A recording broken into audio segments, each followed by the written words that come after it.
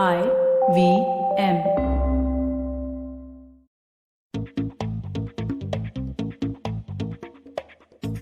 The creator economy is at an inflection point.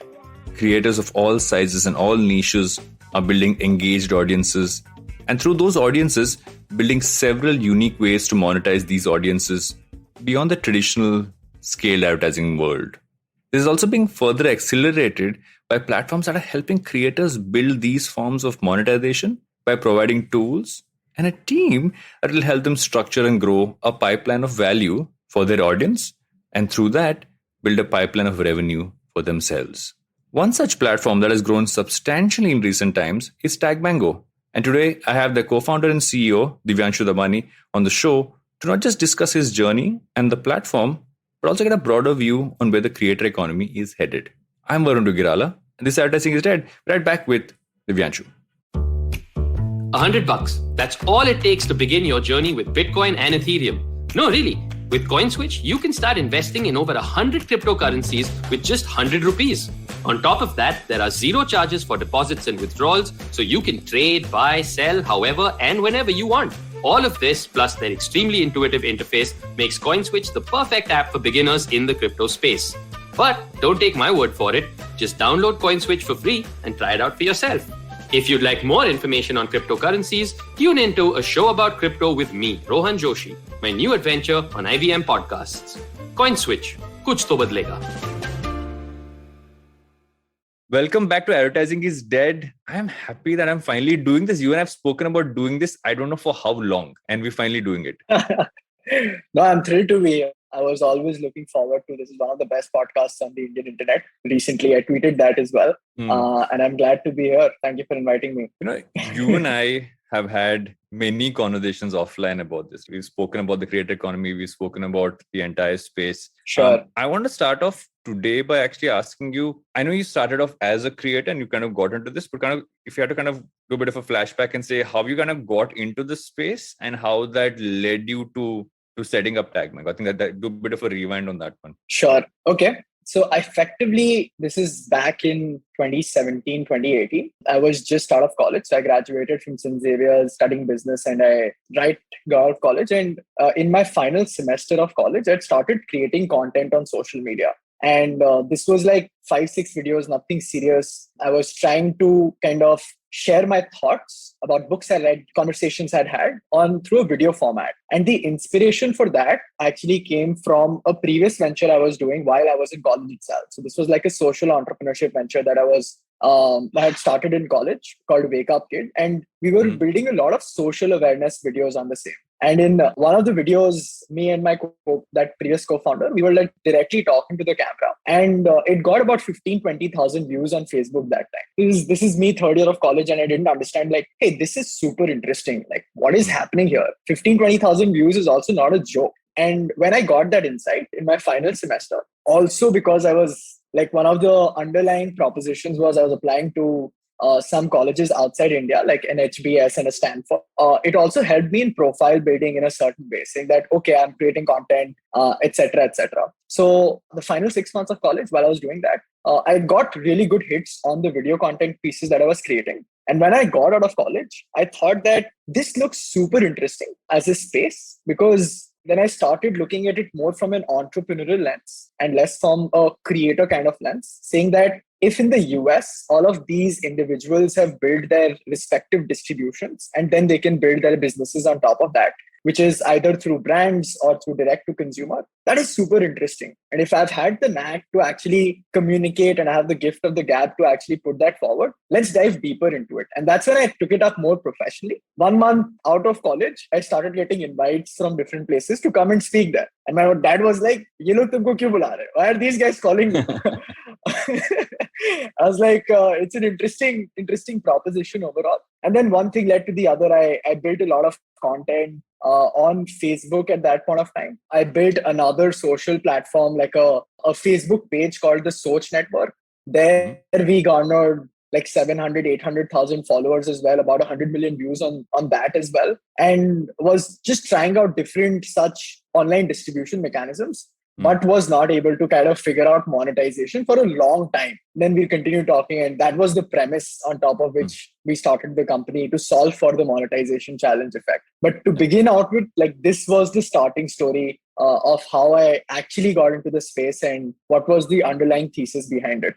You make an interesting point, and I feel this is many creators, right? Many creators who kind of got into it. Okay, I know that this is a way for it to kind of grow and scale, but how do we make money out of this? Because the traditional just through ads or just through some brand deals is one way, but I think what we're all kind of learning is that's not the only way, and that should not be the only way to do this, right? Is that there are so many more ways to really be able to do this. And the fact that you also did go to Y Combinator and you've been through that journey as well. Sure. So go to the thesis you started off with, okay, this is what we kind of want to achieve to now. What have you seen, both in terms of how you look at the space, how is that kind of evolved, but also what do you think how the opportunity has changed? How has the opportunity for creators kind of changed from, let's say, from the time you kind of kick this off to now? Overall, I think over the last 4 to 5 years, there's been like a total shift in terms of the creator economy. And when I say that, from a perception standpoint, like how people perceive content creators now, and now they take them more seriously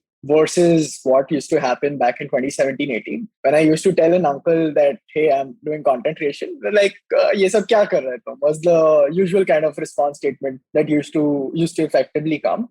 And now also serious money is flowing into influencer marketing to begin out with as a standard. When I was there and the niche I was creating content in, there was hardly any brands. Like there was only brands spending on fashion, travel, those kinds of influencers itself. And I was creating value add content for my audience. And there's no brand, there's no edtech, fintech plays that were really investing heavily back then as well. So that was a big gap overall in terms of spend. So both ways it's completely transformed.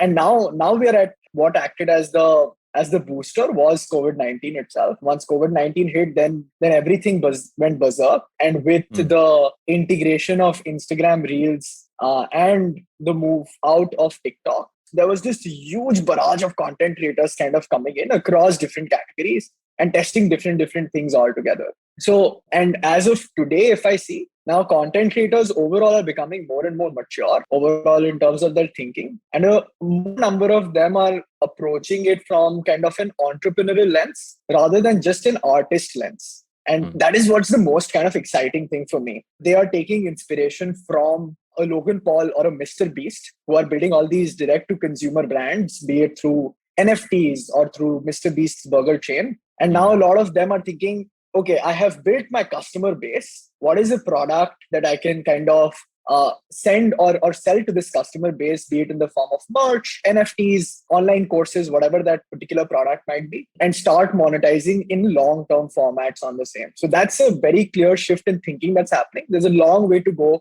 to further kind of ingrain it in terms of the mindset, but there's definitely a very positive shift. You brought up a bunch of pieces there, right? Because just kind of taking a wider view of how this is kind of changed, and I agree with you, right? Last 2 years has been this real big shift and people saying, okay, I can actually create content and make money out of it in so many different ways. You've gone from saying, okay, you need to have a certain amount of scale of followers or subscribers or any of those things to really be able to get some form of monetization, into now saying, okay, if you're a specialist and if you actually can go deep into a certain area, that's actually where the opportunity might actually lie 100%. And what you can actually do. So looking at all of that, and also because you have spent some amount of time in the States, and I think some of the inflection points of what we actually are being able to do now started off with, I think the term creator economy started off from there in many ways. I think it's come everywhere here. Yeah. When you were there recently, and I want to ask you, what have you seen about how they're seeing it? Because I feel that some of that ripple effect is already happening here. But what are you seeing as, and you mentioned a few things, right? You mentioned NFTs, you mentioned the Mr. Beast burger and all that stuff. But just from a perception standpoint, because we're getting there now from a creator economy lens here in India, what are you seeing the lens having changed in the American market? And how can that kind of translate here? So when I compare and like juxtapose both the Indian and the US kind of markets, like India is 3 to 4 years behind the US market in terms of the pure creator economy, if I look at it as a stage. So there's been 3 stages in the creator economy overall. The first stage has been when all of these social platforms kind of came up, which is Facebook, Instagram, Twitter, all of these kind of came up. The second stage, and then creators identified that, hey, I can build content on these social platforms and find distribution for myself. The second stage came when influencer marketing and brands actually came in and said that, hey, we can actually pay you for something like this. And that was the same stage we saw in the US as well. And the third stage comes in terms of a greater evolution, which is where monetization platforms came in, like a Patreon, like a Buy Me a Coffee, etc., etc. Community platforms, much more evolved platforms came in, like a Discord, saying that, hey, how can you build deeper communities if you've built 100,000 base on an Instagram? And then further on top of that layering, they were thinking, what are some other problem statements? So financial problems are now being solved for in terms of better invoicing, management, etc., etc. Platforms like Carrot, which are like credit card companies for creators, which also kind of help them provide them with loans and things like that. So this is the third step of the evolution that is taken place, and it's quite mature now, I think, in the US. A lot of these companies are quite mature. Patreon's been there since 2013. In India, we are at that inflection point between stage 2 and stage 3. So a lot of early stage startups are here in terms of the creator economy, who are trying to solve, including like ours, who's trying to solve for the different problem statements. There's an Avalon who's trying to solve for community. There's us who's trying to solve for monetization. I just heard 3-4 pitches of Carrot for India and financial challenges. So we're at that inflection point, and that maturity is also coming in the entire creator ecosystem also. So that's the kind of juxtaposition that I would do with the US market overall. And coming to your platform itself, right? Talk to me about, if you look at it right now, what are you seeing as, when you started it off, you thought, I'm sure you had a couple of things, and this is what it's going to be about. These are things that will work. Sure. These are things which I think will maybe not be required. In most cases, as I've seen with any company, a lot of those go out the window and a lot of changes happen. For sure. What for you has actually been working for creators on the platform? What's been the things that have surprised you, but also been things like, okay, this is like validation or something which we thought would happen? Right. So since the beginning of the company, we've gone through so many pivots that I think I can write a book on pivots itself. It's just been crazy. So for context, we started off by building like an influencer marketplace, connecting brands with micro and nano influencers. Then we got through YC, and then we had the insight that this is not a big enough that we are attacking. Which is a limited market that we are attacking. And also there's a huge human element when it comes to a brand plus an influencer kind of connection, which is non-scalable. So those are like the two theses on top of which we said that, hey, this does not work. Let us expand the market instead of staying in the market. So we moved from brand influencer interaction to monetize that. We moved to influencer audience monetization. And then we started figuring out multiple models there. We started out by testing out a video shoutout platform. So like something like Cameo for the India market. And we always wanted to build something towards the direction of Patreon, which is more scalable, like a high volume, low price point game overall in the India market. And while we were building all these different feature sets in terms of interaction, we saw that most of our traction was coming through live streaming, and especially which had an education angle to it, which makes sense as well, because India overall as a country is a very value conscious country. It is still early to pay for pure content in India. I think for my thesis on this is it'll take a year and a half, 2 years as companies like ours spend money, educate the audience, and other creator economy companies kind of also come in. And simultaneously, there is the younger generation start making more money, who've been born and brought up entirely on content itself. They will have a propensity to make a payment for pure content plays down the road. So I still think there's a year and a half, 2 year kind of gap that we will reach there. At the moment, India is still very kind of education focused. That, hey, if I'm paying 1 rupee, what's the value I'm getting out of that 1 rupee? Which can be in a way quantified. So for our platform, what we are doing at this point of time, we are helping creators build workshops and cohort-based courses. And there is a layer of community behind that cohort-based course as well that acts very, very positively for that particular creator. And a cooking creator can hold a cooking workshop. There's finance creators who are doing extremely well on the platform. And they do all these 6-week, 12-week kind of boot camp / cohort-based courses with a smaller number of people, but really expensive kind of ticket values. There's a very popular creator, Prakhar, on the platform who talks about psychology a lot, and he's doing an introduction to psychology on the platform. And when he went direct to consumer, he was like, "What the hell just happened?" Like there is a willingness to pay for the creator. And that is for something so niche, right? That is for something so niche. And the more important metric now that I have started telling creators is that even though you might have 2 million followers, that actually does not mean anything, to be very honest. It's actually about the depth of audience that you have. One of our top 10 performing creators has just 15,000 followers on Instagram, about 20,000 on YouTube, and he's amongst the top 10 on our list. So just from a number standpoint, and he's a dating coach. Just from a number standpoint, it's not that massive, but the depth of community around the content he's creating is so strong that there's a multiple number of customers that kind of arrive overall to pay him for whatever value he is providing. So that's like the overall thesis around this. And one thing which I always find interesting is that, if you look at it globally, a lot of people are doing pre-recorded courses, everything which is like already recorded and put out there. One of the things that seems to be interestingly unique to the Indian market is that we want things to be live. We want it to be, okay, this person is here right now and doing this for me. What do you say? Is there a broader reasoning behind it, or is it just like what consumers seem to really want? My understanding would be one of the reasons is because of the COVID effect.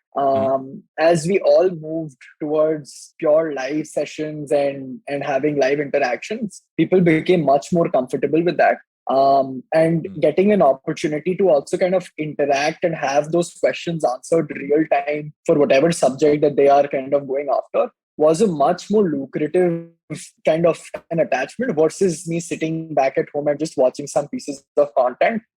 It engages me more, hence that was more interesting. And I think another piece that is attached with it, especially when it comes to cohort-based courses, the value is not just from the creator, right?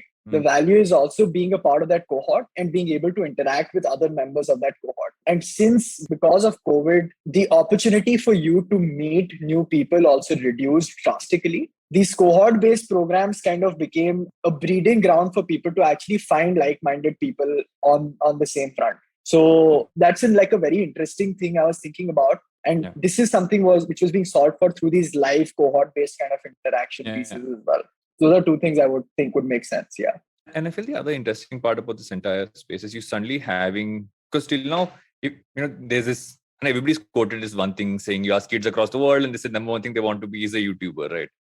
Sure. And that keeps happening. But I feel now from a deeper sense is saying if you are a specialist or if you're a creator who's not worried about, who rather doesn't want to worry about creating something mass, there is a way for you to monetize. There's a way for you to constantly build stuff out, and you also have platforms who will support you in doing that. You don't have to build it from scratch, because I think the worry for many is that, do I have to build it from scratch? I don't even know how to do all these things, right? And it's I think it's also a requirement for sophistication in the space where people are doing across, let's say, random Zoom calls or any of that. Right now, you suddenly have a platform which has kind of built something out to kind of help you do that. What are you seeing as things that creators actually ask you, saying this is what I really want for me to build something out on the platform? I'm really looking for this feature or something like that. What have you seen in recent times? What are people really talking about and asking for? I think there are two pieces that creators kind of really highlight at the moment, because as a company, they know the narrative is more monetization. We just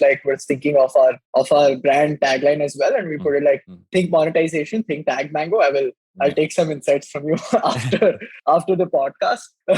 But on the monetization piece, what they're asking for is two parts. One is NFTs is something that creators are coming to us and saying that, hey, are you guys doing this? This is very exciting, and maybe we can potentially explore somewhere around this. And I won't spill all the beans, but we are very, very excited, and we are looking at the space very closely, and we'll do something cool in that space as well. And second, I think a lot of them have come to us from a merchandising standpoint as well. Although there are a few players who have been doing kind of merchandising for creators, folks like Red Wolf, the Merch Bay. All of these guys are very, very creative focused a lot. That is also becoming a bigger and bigger ask for creators overall. And they're thinking, okay, direct to consumer, what else can I do? So this is on the monetization piece, what creators ask. The second piece that creators ask a lot is on the community piece, right? Because they're slaves to the algorithm. And that effectively, I've seen this firsthand. When I was building content on Facebook in 2018, I had a built-in audience of 200,000 people. I was getting 40,000 views in 4 hours on my Facebook videos. Overnight, Mark Zuckerberg decided to kill the organic reach. And then I was not getting 4,000 views in a day. I was I'm not able to reach to my audience unless I actually pump in money and reach out to my own audience, which I built with my own sweat. And that is something you're seeing as a trend across platforms. So even right now, Instagram Reels was giving a lot of organic traffic a year ago. Yeah. Right now, a lot of those Instagram Reel creators have started seeing that there's a fall in terms of their engagement. They're unable to reach to the creator, to their own audience, etc., etc. So that second piece of community is something they really come forward that, hey, Divyanshu, how do we solve for this? Because on a certain days, we might be really popular and really hot, and brands would be effectively paying me a lot of money when we are hot and with that engagement. But when times like this come in, what do I do then? So that's the second ask which I've seen constant across the industry. No, I have a bunch more things to ask you, but I know we need to go in for a break. So you just want to do that and be right back with Advertising is Dead.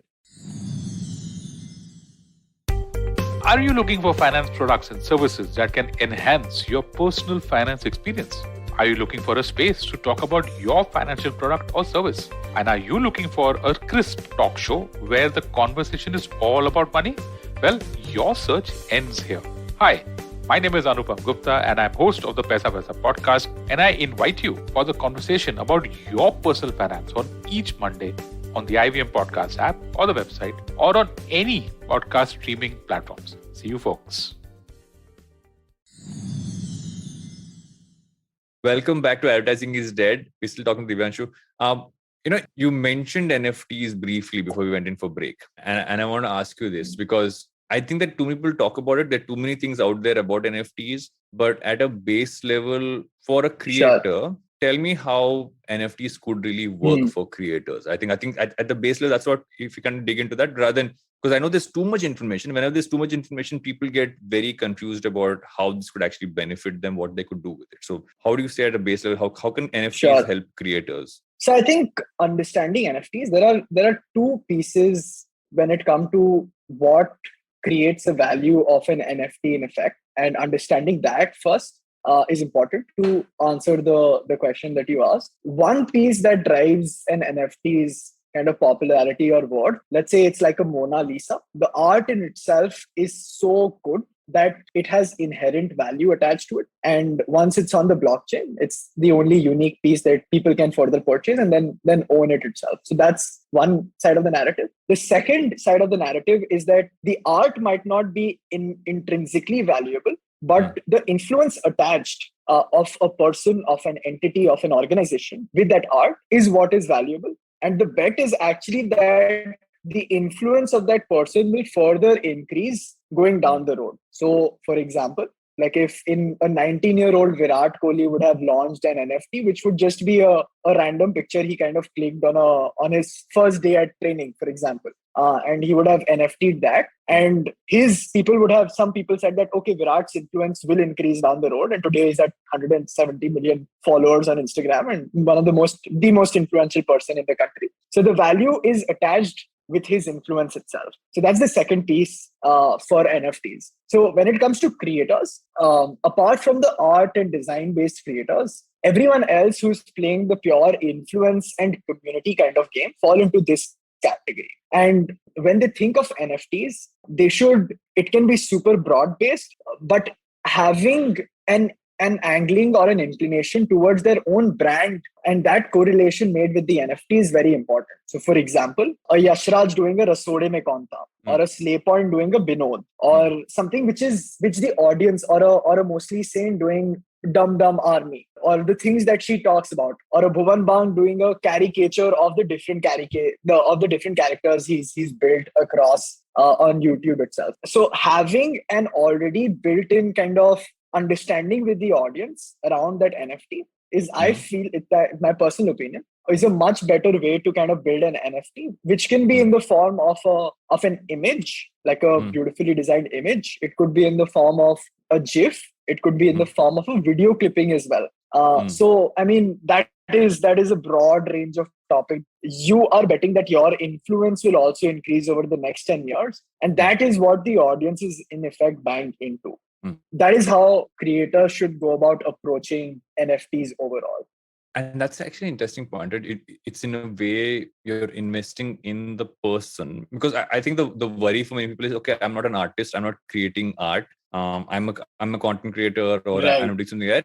How will my NFT hold value? But this whole concept of investing in the person before at a certain level, Correct. and as they scale, this will scale in value. So you're talking almost collectible in that sense, but you're also talking value add you can kind of get because you thought this person would be bigger before they became bigger in that sense. Correct. Because inherently, like be it an NFT or be it a coin that's there on the internet, like a Bitcoin or Ethereum, whatever those are, the thesis behind that or the thesis on top of which blockchain tech can actually work is collective trust.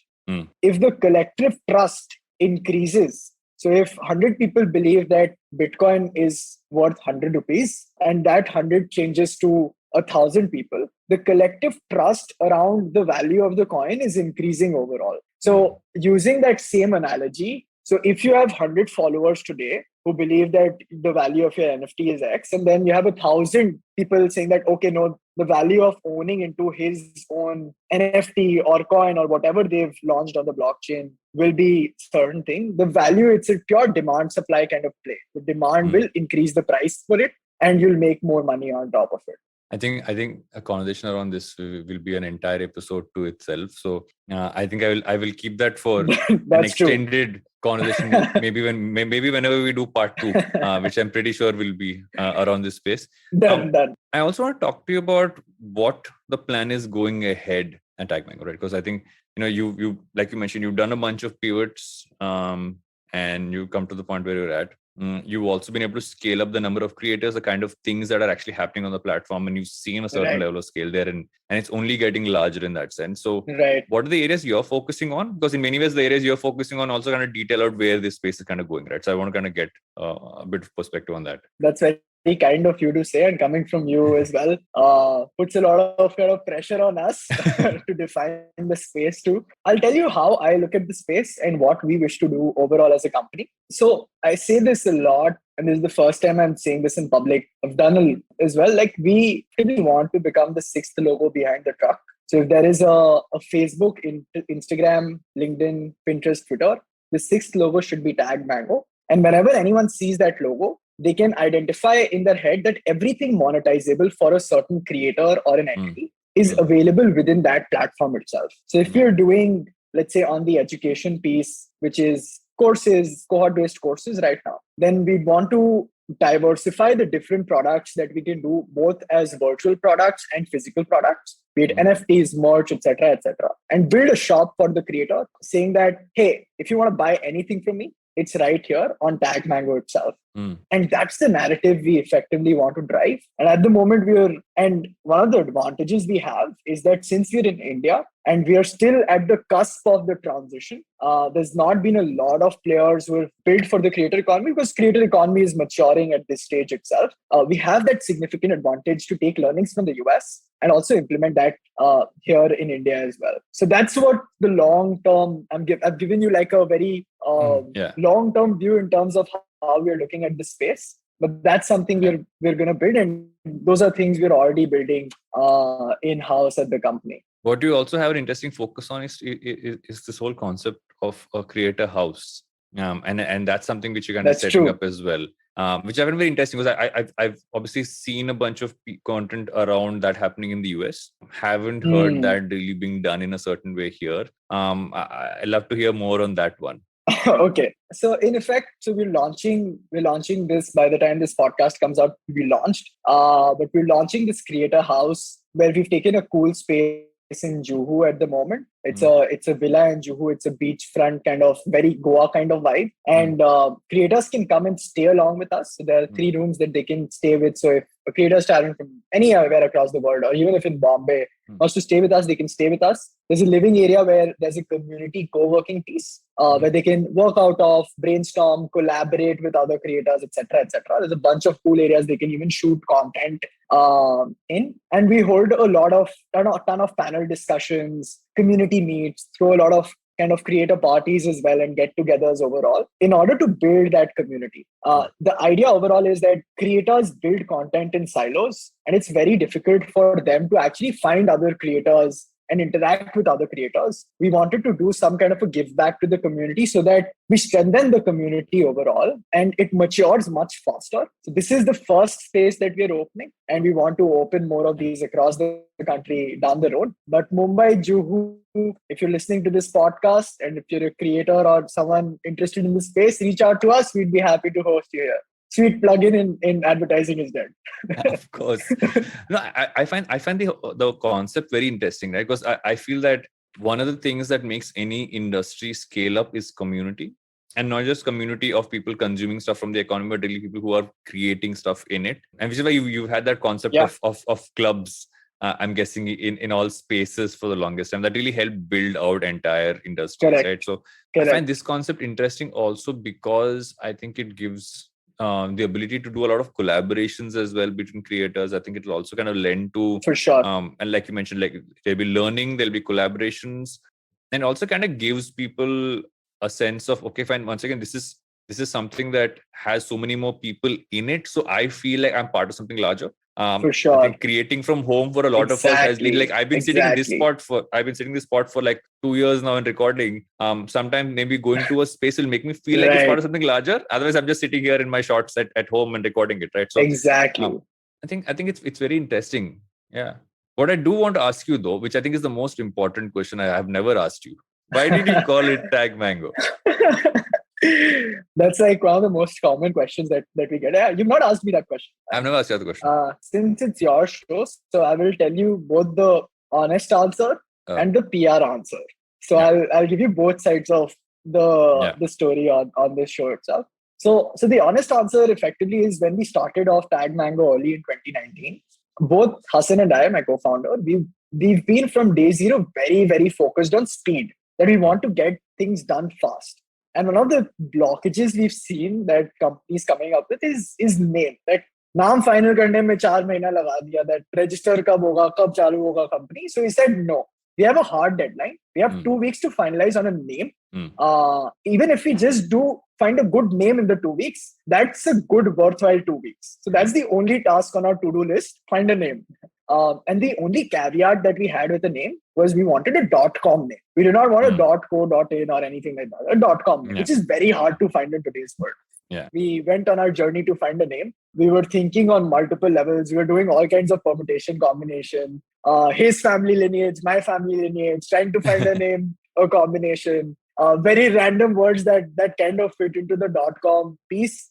I remember we'd identified a word called Fozaco, which was very much like Zomato. I mean, like Zomato is like, it has no meaning, right? I mean, overall, they create a meaning out of the name. And we were running through all these permutation combinations. And on the final day, on one list, I remember there was fruits and vegetables kind of written. And we had social media kind of different metrics like comment, share, tag, all of this written on. And we were just randomly trying out. And this came like Mango Tag. We searched on the .com kind of search builder. Mango Tag arrived. And that was not available. And then I put in Tag Mango and that was available.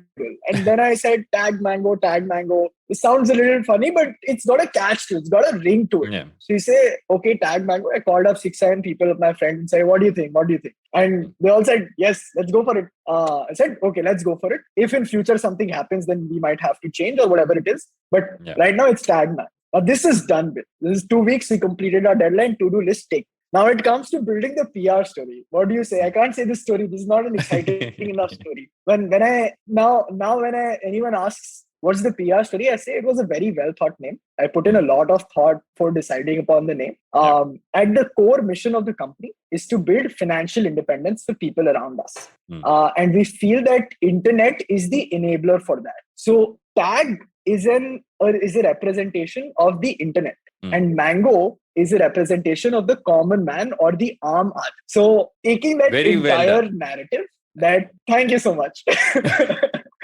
So how we get that common man to use the internet and figure out financial independence for himself or herself is what stands at the core mission of our company itself. And this is what I tell to every PR story and everyone who asks me this question. And I know it's interesting because I think the learning from that also is that oftentimes, like I know for a fact, we spent 6 months trying to think of the name for Glitch right before we started Right. off. We had multiple names Yeah. and we didn't do it. Valid point of view, we did 2 weeks, we did 6 months, but even then the name just came out of randomness. I think most times every company Right. name comes out of a deep sense of randomness, or something Correct. that just sounds fun or sounds like something you will remember, and then you build a Correct. narrative around it. But the narrative is interesting. I think the 100%. PR one, the comms one is actually very interesting because it kind of does add up in that sense. You can kind of build a narrative True. with all that there.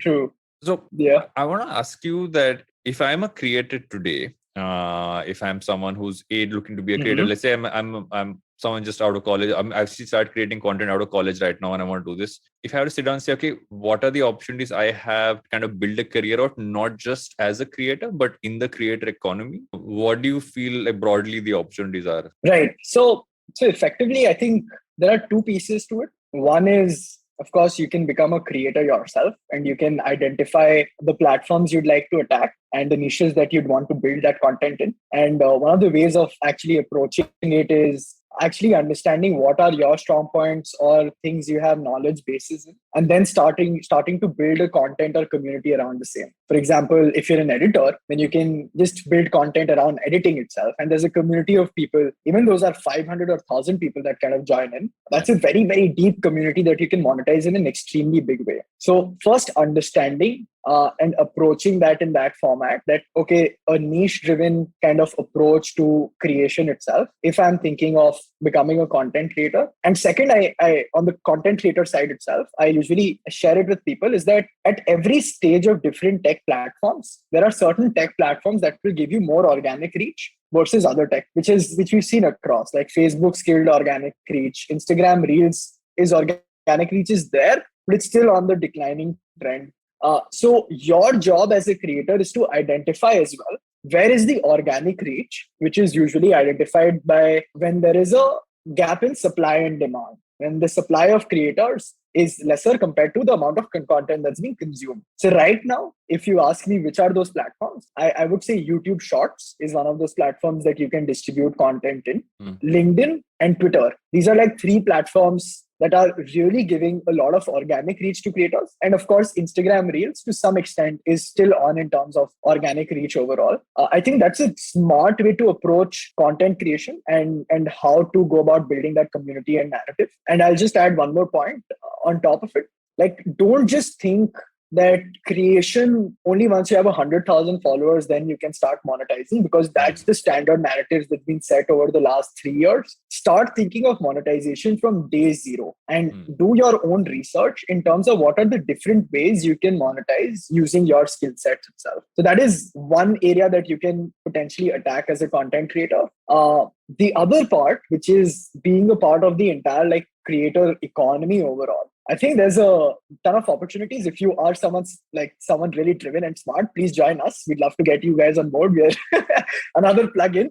Yes. On advertising is dead, but there are a lot of other companies that are building a lot of cool things overall in the creator economy. I think going on, working along with them, looking at this space closely, following people who talk about the creator economy even in the US, and identifying those trends and reading upon what exactly has happened in terms of that curve and how that entire economy worked when it comes to the creator economy. Those are things that I think someone who's excited about this space should definitely do, because that's what's going to happen here in India as well. And that's what we are most excited about. It's a no-brainer. We are 3 times the size of the US. So the number of creators will also be on a directly proportional kind of a format. Yeah. And that's where we're at. That's the most exciting space to be, I think, to be building overall as a company too. Towards the end of every episode, I ask my guests a series of questions. They pretty much stay the same, but I find it fun to wind up every episode with this, because I think it gives you more perspective on the person rather than just the work, which we should talk about. Beyond building out TagMango, what do you spend a lot of time doing? What keeps your interest beyond work, if you can call this work? In the sense, I know that you're 24/7 on TagMango, so hence, what do you spend? What keeps your attention beyond the company? I think there's a ton of things about my personality, which a lot of people don't know. I'm professionally trained in scuba diving, so I love scuba diving a lot. Okay. I'm professionally trained in skiing, so I love skiing a lot. So I'm very deep into adventure overall as a person. I'm very deep into books. So I read like a lot. I love reading, and primarily non-fiction, but sometimes I mix it up with a little fiction and fantasy kind of reading as well. I love wildlife, so wildlife photography, and that is something that just come from my dad. Wildlife overall is something that really piques my interest. So we do all these trips to wildlife parks, sanctuaries, etc., and a ton of them we've done. I love to explore the world of spirituality. I'm still trying to wrap my head around it and trying to gauge that, but that definitely is something that piques my interest, and I try to educate myself more on the subject. So that is something that is very much, and this is what I enjoy doing the most, what I'm doing right now, which is conversing with smarter minds than myself, and being able to learn through these conversations is something that is like on the top of the list in terms of what interests me a lot. The last part is definitely something for me as well. Like this podcast is more for me to learn than I think for a lot of the audience as well. Makes sense. You mentioned books. So would you have anything that you've read recently that you'd recommend, or even something which you watched or listened to? Right now I'm reading, if you're a startup entrepreneur, and you're in that stage, I'm reading Blitzscaling by Reid Hoffman, which is like we're at the stage where we need to blitzscale. It's fabulous. But while on the flight it's fabulous. Like it just kind of puts that mindset shift in terms of how you need to go about thinking scale overall as a company while you're building startups. So it's totally kind of disrupted my thinking process, and a lot of my decisions are also kind of now in blitzscaling mode. I'll just add this anecdote, like I'm very dramatic as a person. So even in the company, if you ask my team overall, I like drama, because I feel drama overall piques the human interest a lot. So we have this Monday team call with the entire team kind of comes in. And it was 3 weeks ago, we had this Monday team call, and I built a lot of like, hey, we've done this, you're growing this much, etc. And then I said, now hereby I announce the era of blitzscaling in TagMango. Like things like that I keep doing within the company as well. So that is something I'm reading, which is pretty cool. I read a very cool book, which is Man's Search for Meaning. Mm-hmm. It is about a psychiatrist who went through the Nazi camp. And he was breaking down he was doing analysis of or psychoanalysis of both the prisoners, the camp guards, his entire journey, and further what actually truly makes sense while we are living on this planet. His conclusion at the end of the day, it's like I'm doing like a spoiler for the book. But his conclusion at the end of the day, which I truly believe in, is love, and that is at the core of whatever drives a human being. And that was an interesting read, which I would definitely recommend others to read as well. That's actually, that makes total sense, right? And the conclusion is definitely what it's all about, and I couldn't agree more on that one. I want to close off by asking you this. Why do you think the creator economy will not die? Why do I think the creator economy will not die? Yeah. If I could have shared my screen and showed a video, then I would have showed Dead Poets Societies, that one clipping where I forgot the name of the actor. Robin Williams. Robin Williams. Yeah. Robin Williams shares that although all of these professions, which is being a lawyer, being a doctor, in advertising, entrepreneurship, all of those are great. But what really touches the human being is art, is music, is poetry. And when that touches the soul of a human being, that is at the heart of the creator economy. Only the distribution formats will change, but the creator economy has been existing since time millennia. We've just packaged it under a creator economy, and it will go on till humankind effectively exists. So that's how I'm going to answer your question. More philosophical, but I feel that's the right answer. No, but it makes total sense. Thank you so much for doing this. Thanks for coming on the podcast. It's been awesome. I have a feeling we will end up doing a part 2 at some point of time. But thanks again for coming on Advertising Instead. Thank you so much for calling me. It's good that you said we might do a part 2, so I know that I've said top sense on the podcast. That brings me a lot of solace. Thank you once again, Varun. Thanks, man. If you like this podcast and you want to listen to more podcasts like this, head over to the IVM Podcast website or app, or wherever you get your podcast from, and look at all the podcasts that IVM makes. There's some really fun stuff there.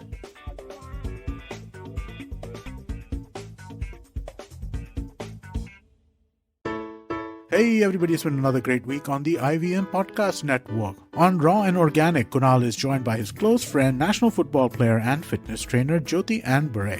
They catch up on their training sessions, the life of an athlete, and a whole lot more. On Cyrus Says, Cyrus is in conversation with Ashish Singhal, founder and CEO of CoinSwitch, to discuss CoinSwitch Kuber's journey, investing, and the cryptocurrency bill of 2021. On the Life Manifesto, Zarina decodes the Great Resignation. Let's find out why more people across the world are willing to quit their jobs. On All Things Policy, the Takshashila folks discuss the potential effects of climate change on food.